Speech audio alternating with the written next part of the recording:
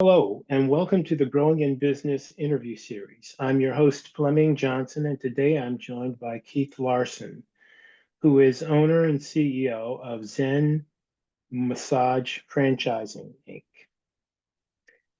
Keith, thank you so much for joining us. Would you like to kick us off with a brief background as to who you are and what you do? Sure. And hi, Fleming, and thanks for the opportunity. Always happy to talk about Zen massage. Close your eyes and count to Zen. That's our saying. I've been involved with Zen massage for probably about 10, 11 years now. Began when my advertising agency took over the marketing and branding for the Zen massage account and just kind of grew from there. I've had kind of, some people might call it schizophrenic, but it's really not. There's a lot of blur between two career paths I've had in life. I've been involved in media, primarily radio, on air, but also sales and promotions. And I've been involved in marketing and franchising, which actually my dad started at McDonald's in 1966 when the company was very small. And I later worked in the mailroom, which is a fantastic experience. And then I branched off into radio for several years, but I stayed close to marketing, promotion, sales, advertising, and then at some point I went back to work for McDonald's in marketing in the 80s, transitioned into operations, as a lot of people did in the 90s. And I eventually became director of franchised operations for McDonald's in Chicago, the Chicago market, which involved at that time about 400 restaurants and maybe 100 franchisees. After several years with McDonald's and one of its largest ad agencies, I jumped back into radio for a while, a decade or two in Charlotte, North Carolina. And while I was back on the air, I decided to expand myself and open the advertising agency and practice that I did. And so we operated that for several years, handled a lot of mid-sized clients, produced a lot of TV, radio, a lot of things. And this firm, this company that had started in Charlotte, I remembered when it opened, actually, Zen Massage, but it had started in Charlotte, and its CEO was a listener of the radio show that I did. And he called one day and said, I hear you making cracks sometimes about being a marketing genius and some of this kind of stuff on your show, but I can tell, I know your experience. I can tell you know what you're talking about. And so I always said I was going to reach out one of these days when we got big enough to, hire an agency to start to do some work. And so he did, and I got involved with Zen then, handled the marketing for several years. I eventually became a franchisee myself, which is kind of the Ray Kroc model. People may know Ray Kroc or think of him as founder, but the truth is he was a franchisee of Dick and Mac McDonald. And he grew into creating the McDonald's Corporation and franchising himself from there. And so I actually still own and operate two Zen centers myself, but I was a Zen franchisee before becoming majority owner and CEO of the company.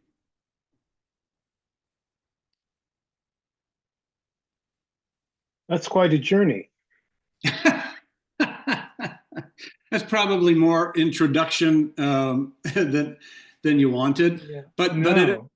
it all comes together. One thing led to another, and I got back into radio, but then radio led to Zen, and now here we are. Yeah, that's excellent. So, first question, what inspired you to start your own business, and what was that initial spark that kind of led you to take the entrepreneurial leap?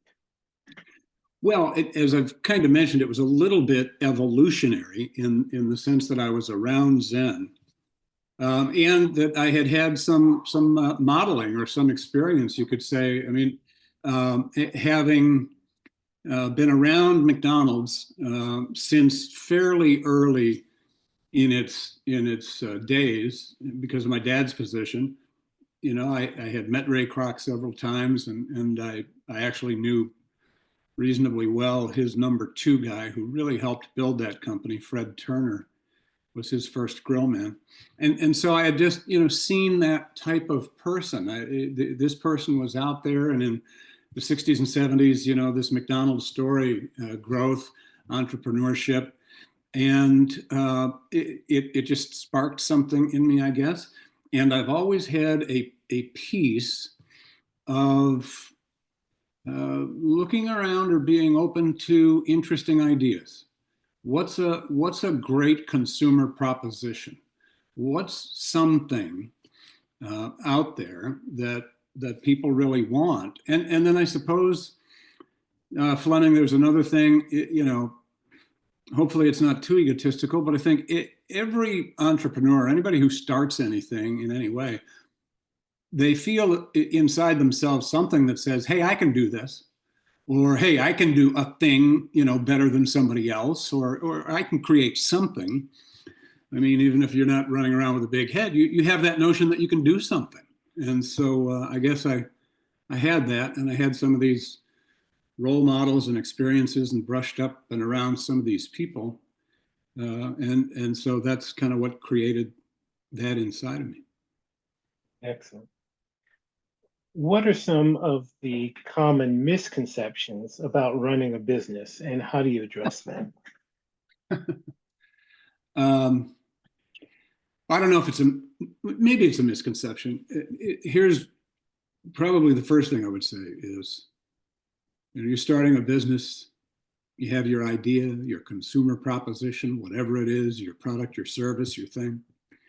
And that's where all your thoughts are, and product and price and promotion and place and all of those good kind of things that you're thinking about. But here is a reality. If you're starting a business, and in particular, if it's a business, I'll say that's going to truly have multiples of employees, that's going to have, let's say, a building, a rent, location or locations. I'm just differentiating between, let's say, not putting anything down, but between, let's say, a person who might be a sole individual proprietor unto themselves in some line of work. If you're going to be a business owner in the sense of really building a business, company, corporation, you're going to be swamped with administration, with government, with regulation. You're going to be swamped in that reality, I think, more than the average person can believe. And so you've got to get organized. You've got to get on top of that. You've got to research these things, and when you're able, get some help and resources in that administrative kind of function. And there's a lot of companies out there these days that do things in their individual niche and piecework, payroll, paychecks, this, that, all these things. So you can find that, but that's just probably the thing in terms of going. I'd been involved in business and companies for a long time. I managed many McDonald's restaurants. I was responsible for this chunk of McDonald's with a bunch of franchisees. I was senior vice president of an ad agency. And so you're around business, you work in business. But man, when you become owner, and when it's a business in the sense that I was describing, there is just so much that goes along with it. And you just have to be prepared for that. You have to be ready for it. Otherwise, it's gonna swamp you. We hear a lot of dialogue about work-life balance. So in your instance, how do you maintain work-life balance as a business owner? Do you have any personal rituals or habits that keep you motivated and focused? Well, I do, and I'll mention a couple of those. But the first thing you do have to recognize, and there's sort of a, I don't know, there's a dynamic tension here between two things. You have to recognize that you're going to be out of balance a lot of the time. You are going to be out of balance. in seeking work-life balance, and especially in your early days. That's just the way it is. You're the initial person. Okay, however fast you're going to grow to have other resources, other people as a part of you, you're the initial person, and you're doing it all. And anything that you don't get done today, you got to do tomorrow. So there's going to be a sense of imbalance, or at least let's say balance is not somehow achieved in a 50% business, 50% life each and every day. It doesn't work that way. So you have to pick your shots. You have to carve out time, and I am pretty good at doing that. Obviously, having family and having priorities, that just helps to keep you grounded. But in my case, I do pick my shots. I get outside. I get short times off, a half day here or a day there that I can really dedicate to some time outside. I'm an avid motorcycle rider. I take a lot of day trips, road trips. I also, went on a solo cross country trip for 21 days one time. And I thought I really needed a sabbatical for a bit. That was right before I took over the Zen Corporation. It was like, okay, I need some grounding.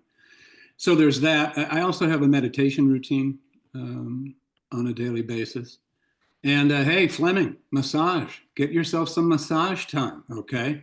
We call it a Zen escape. It's you time, it's me time. And you know what? I'm not meaning to be cheesy, but our customers in our research, they tell us that massage time, that is their time. That is their escape. No cell phones, lights are out, gentle music, and somebody attending to them in that fashion. That's a part of their work-life balance. In this constantly evolving business landscape, how do you stay adaptable and open to change? Are there any specific strategies that you use to remain innovative? Well, there's a couple of things. One is a matter of principle. And I will admit this can be challenging for me and maybe for any business person, because in a way, you're trying to, as you're organizing and building a business, systems, procedures, people, things, there's a certain amount of consistency that you're after and a certain amount of construction of your business and of your system, especially if you're a franchisor. So, there is that, but the reality is the only thing that's permanent is impermanence. The only thing that's certain is change. Everything in life is like a sandcastle by the shore, and it's liable to be changed at any time. And so you have to know that, so that when change comes, it doesn't knock you down. It doesn't roll you over, So it's going to happen. But then in a different sense, in a more positive sense of change, I would say you have to be attuned outward. As a business person, as the leader, as the entrepreneur, you need to be attuned to your customers, to your clients. You need to be listening. You need to be seeing what's going on with them. You need to be tuned into your competitors. What else is happening? What's going on? I can tell you, McDonald's, great company, great story, all of that. And of course, people can always knock things about it because when you're big, you become a target. But the reality is, it's one of the biggest business branding and franchising success stories in history. So, but I was at McDonald's at a time in the late 80s where there was a great arrogance in the company. They would look down on you. Some people would, if you were going to check out a competitor, or if there were new entries coming into the marketplace. I remember when double drive-throughs started coming in. There were some burger companies, double drive-throughs. People looked down on them. Well, you know what? McDonald's got out of tune with the marketplace and with clients, consumers for a while in the late 80s and early 90s. And until they brought some other management people back in to kind of change that part of the culture in the early 2000s, they struggled. for a while. So you have to be in tune. And I'll make one other plug too. You got to be in tune with your franchisees. Or maybe if you're not a franchising system, just, your managers, your business people. In other words, what I said was be in tune with your competitors, be in tune with consumers, and be in tune with the people who are touching the consumers. And in our case, that's the franchisee. And my lesson there is within McDonald's, some of the greatest success stories that company has ever had did not come from Oak Brook, Illinois company headquarters. They came from franchisees. Filet-O-Fish came from Lou Groen, who owned all the restaurants in the very Catholic area of Cincinnati, Ohio. And for 4 or 6 weeks a year, his business tanked during Lent, and he needed something. Filet-O-Fish. The Big Mac came from Jim Delegati, a franchisee in Pittsburgh. Steelers, ironworkers, guys needed a bigger burger. That was McDonald's only had, the individual single hamburgers for a long time. This need for a bigger burger came from Jim Delegati, knowing that his clients needed something else. And Herb Peterson came up with the Egg McMuffin because McDonald's had no business before 11 o'clock in the morning before 1975, 73, 75. And Herb was like, hey, I'm paying for this building 24 hours a day. I got to do something else. I've got clients that want coffee in the morning, want food. So, you really need to stay in touch with what consumers want. And that's a part of the Zen Massage success story. More than 80% of our new clients leave the other massage companies that are based on contracts and membership fees, because people hate contracts and membership fees. They don't like them. They do them when they have to. You did it with your cable TV company until you didn't have to. You did it with your cell phone company until you didn't have to, right? I mean, those companies always used to be, gee, my contract, 3 years, I can't do anything else. Those contracts are gone. People hate contracts. So, that's our being close to the consumer and providing something that the consumer actually wants. Could you give us a glimpse into your future plans and goals for your business? What do you envision for the next chapter of your entrepreneurial journey? We're just getting back to growing the franchise system, Flemming. Before we had opened 5 centers in 3 years shortly before COVID. We had grown to 15 centers on a nice growth path. And, very honestly, COVID was tougher on smaller companies than big companies. And so we lost some centers. As some other companies did, I also took advantage of that moment in time to reshape our presence in certain markets. And so we closed a few centers that were not best positioned for what we build and do today. So we got smaller. We got to 9 centers. And we put a new focus on our individual center operations, focusing on our average unit volumes, our own marketing, our own teams, and so forth. And we've had great success with that the last couple of years. And we're just now getting back into growth mode. We've got one of our franchisees has just signed an agreement to open 2 new centers in the Las Vegas market. We have a similar agreement in the Charleston market, and we're starting to work with some people now to get our story out again and get back on a growth pattern. And so we're really excited about that. What advice would you offer to aspiring entrepreneurs who are, say, just starting their journey or facing challenges in their businesses? Well, I'd say, generally speaking, go for it. Go for it. You can always course correct. You can always try something else. You'll kick yourself forever, maybe, if you don't. So I would say, number one, don't be afraid to go for it. But I would say, too, get some smart people around you.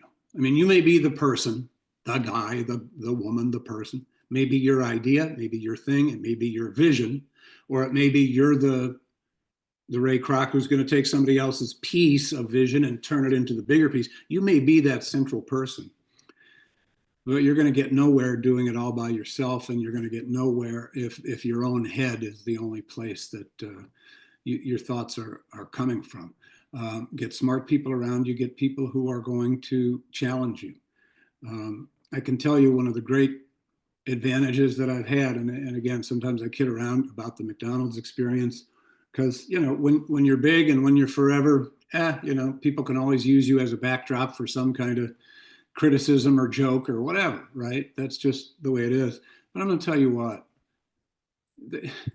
those are the smartest people in marketing and franchising history. And I worked around brilliant people. Same with the ad agency that I worked for, and a couple of the radio stations that I worked for in particular. Really high-end, smart people.